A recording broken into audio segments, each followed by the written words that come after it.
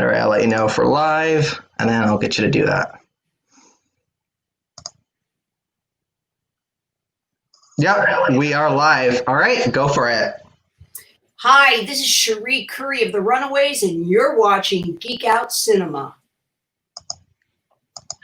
That was perfect. Thank you so much. And hi, everybody in the chat that's watching. Welcome back to Geek Out Cinema. I'm your host, Steven. And today on the show, we have icon legend. She's a singer, chainsaw artist, actress, author. She's a fox you've been waiting for. She's your wild girl. She's our cherry bomb. Please welcome to the show, Cherie Currie. Yay, Steven! Here you are. Good to see you. Good to see you too. Thank you so much for being here. I really appreciate it. And you're actually the first musician I've ever interviewed, so it's super exciting. Oh, thank you so much. Well, you're the first 21-year-old I think that's interviewed me, so I'm really thrilled. And you've got good questions on here, so we should get at it. Oh yeah, for sure, most definitely. So first of all, you just came out with a new album called Blvds Of Splendor, which I've been listening to for like the past 2 weeks. It's amazing, and I especially like the new cover you did recently with the quarantine version of Roxy Roller with Nick Gilder and Susie Cottrell. The music video was phenomenal. But let's hop into Blvds Of Splendor and start talking about that. And one of my, as you can see here, I have a signed Brody Dahl picture and Distiller's picture. One of my favorite musicians as well. How was it working with Brody? I mean, you've worked with so many amazing people on that set, but specifically Brody, I would love to know how it was working with her. Oh, what a doll. I mean, I know it's not rock and roll to say that, but she is a living doll. She was pregnant. Of course, we did this 10 years ago, so she was pregnant. And one of the nicest people I've ever worked with. What a voice. Really, what a talented gal. And it really was like we were just sisters. I mean, it was so great. When you look at the Queens of Noise video, we're actually recording at that exact time. It wasn't staged. So that's the way it was with us, which was really fun. Wow, that's great. And it's such a shame that I know I've heard on interviews before that, it's taken a while for this album to come out. It's finally come out. It's amazing. If you guys haven't checked it out, go in the description of this live stream. It'll take you to listen to her album on Spotify, YouTube Music. If you haven't yet, definitely go check it out. It's great. You guys will love it. And you just recently finished doing your audiobook for Neon Angel. You want to talk a little bit about that, and when could us fans expect a release date for that? Actually, tonight I am doing the redos. Yeah, a couple little words. I guess I didn't pronounce a couple of words, just and a few names not exactly right. So I am finishing that tonight. I just got the sides last night. So it was, wow. I mean, I didn't expect it. Of course, profound things in life. I knew I had to do it, but I hadn't read the book since I had rewritten it and made it an adult book 11 years ago. And I had no idea how it was going to affect me. And it was truly an experience that lasted a couple of months. And every morning I get up, I was really afraid because I was cold reading it. Even though I'd written the book, I had, it's a vast book, a lot of paragraphs tightly typed together, a lot of dialogue. And so it wasn't something like I could read through. I just had to go for it, or it had taken forever. I mean, literally, I think it's like 30 some odd hours of audio. Wow. And Tony O'Neill, who is such a fabulous writer, he's very smart, okay? He has an education. I don't even have a 10th grade education. I've become pretty literate, thank God, as I've grown older. But I mean, I had to take out all these big words and all these scenarios, I said, you know what, Tony, God damn it. You make me sound like I'm an English prep school girl dropped into the valley, okay? This isn't gonna work. Right. So the thing is at least it was easy just to fall right back into like the rewrite that I did, because I made them stay all weekend long at HarperCollins to do all my rewrites. Because it was, if the book was going to fail, I wanted it to fail because of me. I didn't want to be able to blame anybody, if you get my drift. Yeah. It had to sound like me. It had to be me. So it was hard. I will say it was very, very hard and traumatic. And anyone that does listen to the book really has a huge piece of me when they finish listening. It's really intense. Oh yeah, most definitely. You know, it's funny too because, well, obviously the Runaways movie was partially based on your book Neon Angel, and my sister read it. Actually, a huge shout out to my sister. I'm sure she's watching right now. She was so excited that I got you on the show. I was introduced to the Runaways. I was introduced to the Runaways probably when I was in grade 7. I remember that was in the 2010 era, and the movie just came out. I remember going to Walmart with my sister. We picked up the soundtrack on CD, blared that, listened to it all the time. And if it wasn't for her, I probably wouldn't be sitting with you today. So thank you, Laura, for introducing me to amazing music. And she's actually a musician herself. She's in a band called Hysterics, based out of Newmarket, Ontario. And she's in a grunge band, lead singer and guitarist. So shout out to my sister. Love ya. Well, hey, yeah, Laura, you said her name is? Yeah, Laura. Yeah, Laura. Good luck, Laura. Stick with it. Anything is possible. Oh, yeah, most definitely. You know, people often ask you about the Runaways in those days, but specifically, I don't hear in a lot of stories of people asking you about Sandy West. You know, she was fortunately gone too soon, taken too far, and like we lost her at a pretty young age. So I just like to know if there's any specific memories that kind of stick out to you, thinking back with hanging out with Sandy. Well, you know what? Sandy and I never stopped being best friends from the time I left the Runaways until, you know, her final days. I didn't play without Sandy. I mean, whenever I did shows, Sandy was always there to play the Runaways stuff, period. So there's just, she helped paint my house here. You know, I mean, that's how close we were. It's all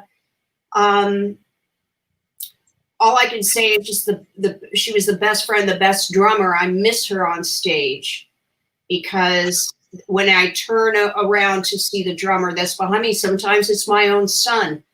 I still miss her because we had a connection that was truly amazing with the Runaways and after the Runaways. So she's always missed and very close to my heart always.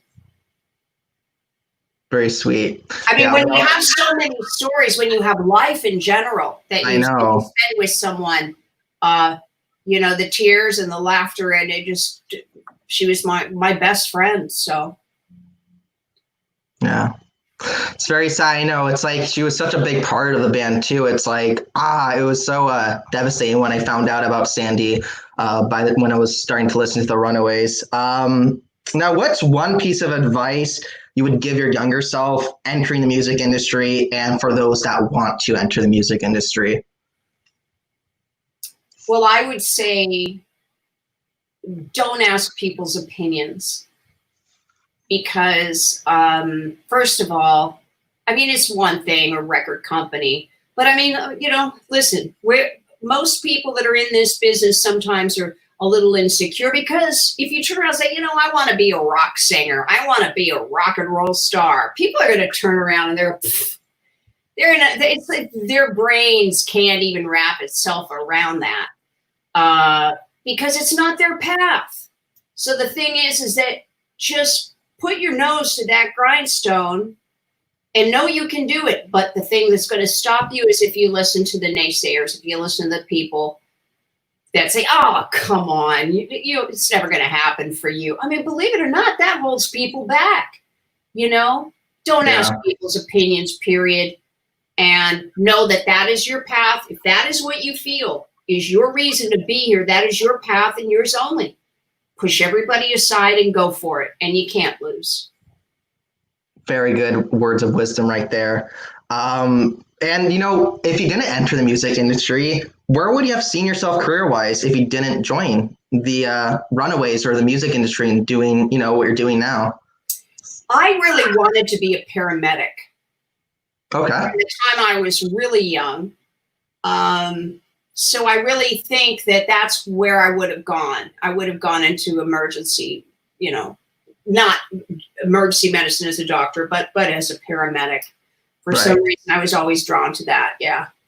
Oh yeah, that's a good. That's always. A good I mean, there's an X. I'm always the first one at the scene. I mean, I am fearless. I go and I do what has to be done when other people like It's just a part of who I am. Of course, that's awesome. That's a great answer. And for you, for your favorite time era music, I wore my David Bowie shirt just for you today. Love it. But I know David Bowie was a big influence on you, but when you think back, it's like, wow, this period of music was really good and it's always going to stick with me. What's your favorite time era music? Oh, Lord. Well, it'd have to be from 73 through, 78, which was Suzi Quatro and Alice Cooper and Elton John and David Bowie and Led Zeppelin and Seals and Crofts, which I'm sure I don't know if you're aware of them. Even Carole King. I mean, it was just the Beach Boys. It was fabulous. Yeah. It's so many different kinds of music. You didn't have radio stations back then that played only hip hop or played only rock or middle of the road. These radio stations played everything. And so even John Denver, who I love, Barry Manilow, I mean, Gordon Lightfoot. It's just we were saturated with the best of the best in every kind of music. Yeah. So classics, and they all are classics. Yeah. I mean, that stand the test of time. I was very lucky to grow up in that time. Most definitely. I know. I always tell my parents, I wish I was born earlier when the music was good and the movies were good, especially the 80s. I would have loved to be a teenager in the 80s. What's for you when you go on tour? What's the most challenging song and your favorite song to perform live? The most challenging? I don't do challenging ones anymore. That would have been Neon Angel because it was so high. And back in the Runaways, I didn't know you could change keys in songs. I would have asked them to change that key because that was very high. But my favorite song is always going to be Cherry Bomb because I own that song.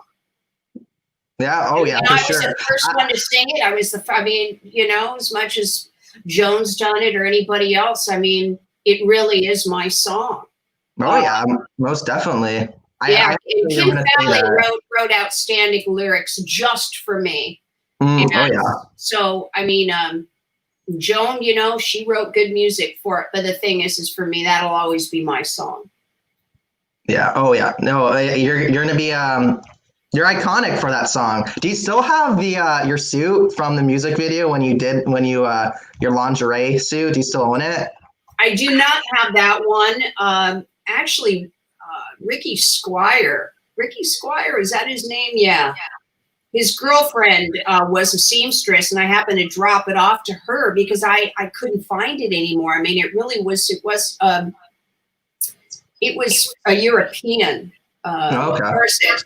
I bought it at this tiny little store, and I couldn't find another one. So she was going to make me one, and then when I didn't hear back, and I went to her store, she was gone. She didn't call, and the corset went with her. But I do have one that was given to me by a fan that is this exact same corset. It's just not the one that it was sold to him. That was the corset I wore, but I know that it isn't because it wasn't completely stained. Like I put a lot of wear and tear on that baby.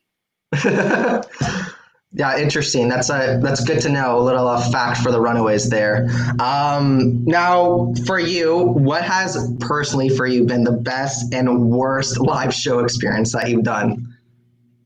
The best live show, I have to say, was Joan Jett opening for her back in 2010. That started this whole album, Blvds Of Splendor album. because I hadn't performed in a long time, and this was offered to me with only a handful of weeks, and Matt Sorum, I just happened to tell him that, I didn't have a band, and he goes, I'll be your drummer and I'll put together the band. And it was magic. And my son was involved too. Oh, yeah. And Nick Mayberry and Grant Fitzpatrick and Jake and Matt. And we whipped Matt with that show into shape. And that was my favorite show. My worst show? I'm going to have to say, I'm not going to say it was with the Runaways, but I did play Cleveland back in 2013. It was my very first show of my tour, and it was so packed. It was a cute little club, but it was sold out, and they had no air conditioning, and I was wearing leather pants, and I'm up there, and I all of a sudden realize I'm getting sick. I'm going to probably throw up. Shoot. And thank God there was a door there. I mean, the heat was just too hot, and I ran out that door. Thank God I didn't, but I was, I just ran off that stage, and everybody was so cool about it. And I came out, I did finish the show, but that was a little embarrassing because, once you hit menopause, you really can't control that kind of stuff. You can't control the temperature that much anymore. So, so that was a rough one. Yeah, that sounds like it wasn't the best situation there. No. Now for obviously, so you get so many questions about chainsaw carving. I want to kind of change it up a little bit because people always ask, oh, how'd you get into this? How'd you do this? But my question for you is, advice for one that wants to do chainsaw art. Can someone make a full-time career out of it, or is it more of a part-time side gig? Well, I made a full-time career out of it. I mean, I've been a carver now almost 20 years, and that's the reason why I have this house. It's not for music. Mm-hmm. Can anybody be a carver? No, of course not. I mean, you have to be able to, first of all, you have to be able to love it enough to risk your life doing it. Oh, of course. Just like police. By the way, I love the police. I love you, police. They risk their lives every day to do something they love. Well, chainsaw carving is the same thing. And even it doesn't matter. One guy that was 30 years a professional carver, had a kickback and hit him in the throat. 3 minutes, he's gone. I mean, but the thing is that it's really a dangerous thing to do. But if you could see it in the wood, I mean, I've taught quite a few people. If you could see it in the wood, you could be a carver. But you've got to get used to being covered in gas and oil and smelling. Yeah. For you, what piece took the longest to complete for you? I would say probably this 8-foot praying woman that's on the cover of my the main page of my website. Yeah. That's right. She was my first woman, and I was very afraid. I was so afraid that I couldn't do this that I called Bob King, who really is truly the best chainsaw artist in the world. And I said, I'll fly you out here. Please, Bob, help me. And he said, you can do this. You can do this. And I did, Yeah. That took me weeks because she was just huge. And I had to do flowers and different animals, and she had to be proportionate. There's nothing worse than to have a chainsaw carving that isn't proportionate. Right. Yeah, there has to be a balance. And if you guys want to see any of Cherie's chainsaw art, make sure to go check her out. The website is down below. So go check out her gallery with pieces of her work. She does amazing pieces. And this is probably going to be a hard question for you, but if you had to choose, would you rather give up singing or chainsaw carving? I couldn't do that. I couldn't give up either one. I mean, now they're so intertwined that, I'm supposed to do them both. It's almost like you're asking, would you rather nurse the baby on this side only or this side only?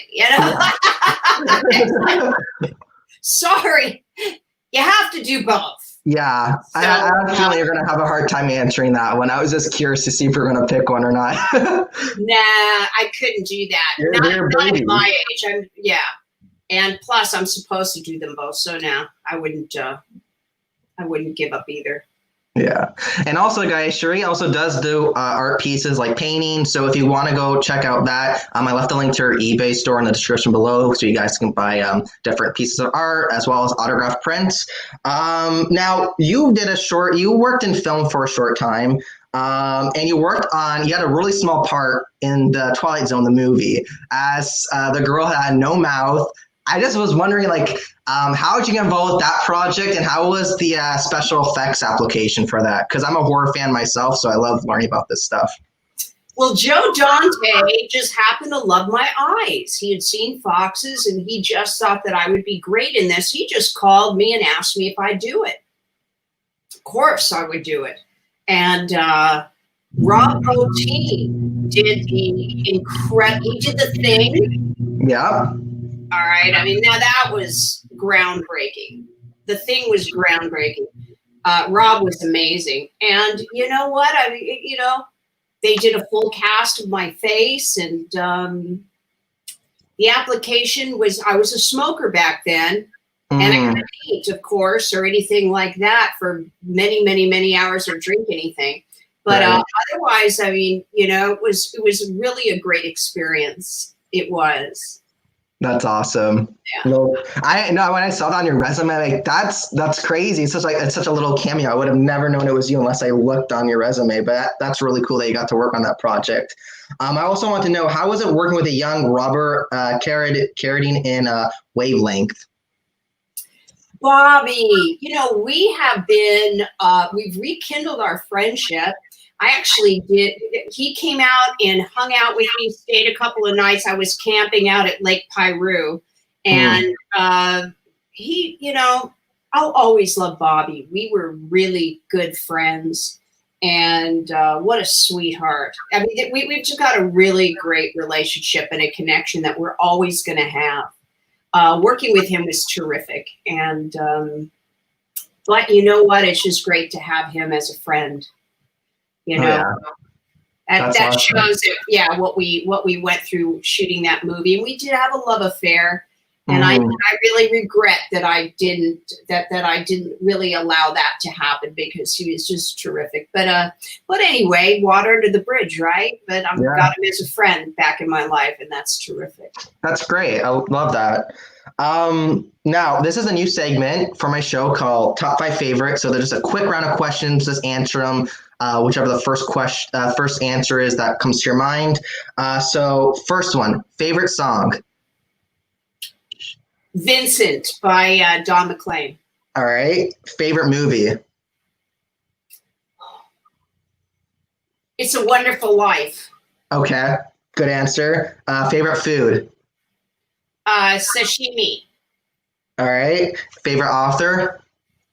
Oh, I want to tell you about my favorite author.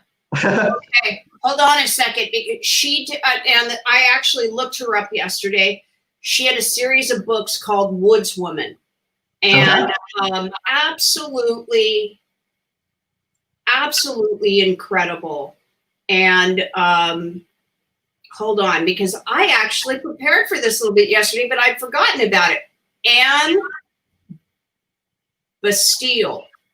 That was her name, Anne Bastille. She had a series of 4 books called Woodswoman, and I was enthralled by her because she, after a divorce, decided to buy some land in the Adirondack Mountains on a lake and build her own cabin. And so I read all 4 of her books. Her 5th one she never finished, and she just passed away in 2011. But she's by far my favorite author. Good answer. And Stephen King. Oh, I love Stephen King. I'll have to make sure to check out that author, though, and check out her books. I haven't heard of her before. All right, and then the last one is your favorite travel destination. I want to go, well, I'm Welsh and Irish. I want to go to Scotland and Ireland, Oh, so yeah. Beautiful I want to go and see, because, what my ancestors Yeah, of course. Those are my destinations for sure. That's a good answer. And the last two questions I hear for you. Once again, thank you so much for joining us today. It's been great talking to you so far. One of my last questions is something people may not know about you. Any hobbies and interests, hidden talents?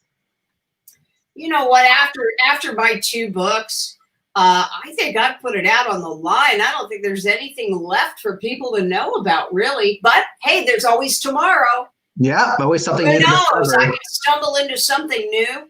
Oh, of course. I will say I'd like to be alone. And I want to live the rest of my life in a cabin somewhere in the wilderness with a lot of pine trees and nature. That's the way I want to go out. That is the truth. So that's something I haven't really said. So there you go. You got something I haven't talked about. There we go. And last question for me is, what can we expect next from Cherie? You know what? I want to tour on this record, Stephen. That's one thing I really want to do. Oh, yeah. It deserves it. And we've waited so long for this record. And so if I never make another record, I'm fine with that, because this was the record. Blvds Of Splendor is the record I always wanted to make when I left the Runaways. Mm-hmm. And so if I died today, I'd be fine with that. But I do want to tour on this record, because I did tour on it from 2013 on, but nobody knew the songs. So it'd certainly be nice for people to actually sing the songs back to me and know the songs this time. And of course, people have really enjoyed this record. So I think that that would just be a dream come true for me.